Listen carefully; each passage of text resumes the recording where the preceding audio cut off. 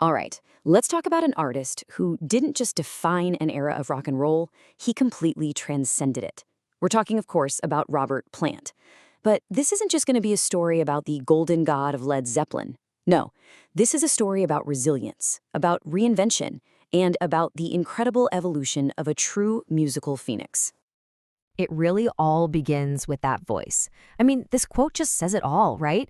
When you think about the sheer power, the sound, the absolute texture of rock music, his is one of the very first voices that comes to mind. It's not just singing, it's a force of nature.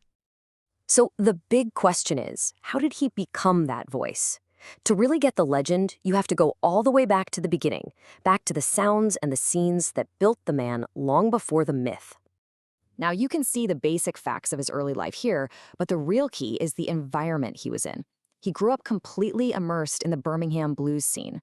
That means he wasn't just listening to rock and roll. He was breathing in the very DNA of American blues masters like Robert Johnson and Willie Dixon. That raw, soulful foundation, well, that's the secret ingredient to everything that came next. And what came next was a shockwave that would literally change music forever. This is the story of how a blues-obsessed kid from the English Midlands got transformed into a global icon, a true god of rock. And this is the moment. It's 1968, and the brilliant guitarist Jimmy Page is hunting for a singer for his new band. The second he heard Robert Plant, he knew he'd found it. That soaring, wild, one-of-a-kind voice wasn't just joining a band. It was about to become the absolute defining sound of Led Zeppelin. And just look at how fast it all happened. From the moment they formed in '68, it was a straight rocket ride to the top. Through the entire 1970s, they weren't just a band, they were a global phenomenon, hitting the absolute peak of their power and influence right around the middle of the decade.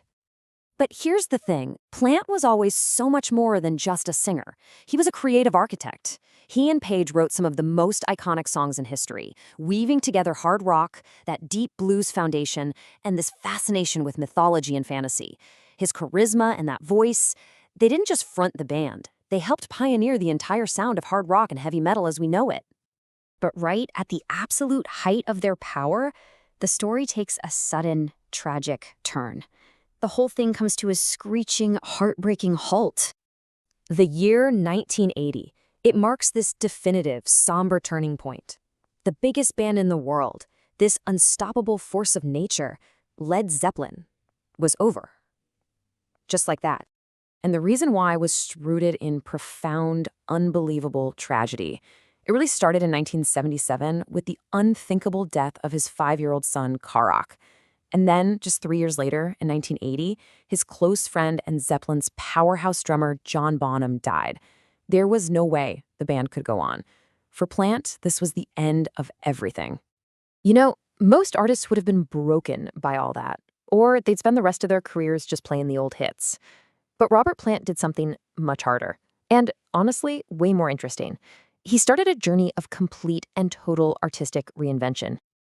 And this slide just illustrates the shift perfectly. I mean, look at the contrast. On the left, you've got the huge, monolithic sound of Zeppelin. And on the right, the eclectic, exploratory, and sometimes quiet path of his solo career.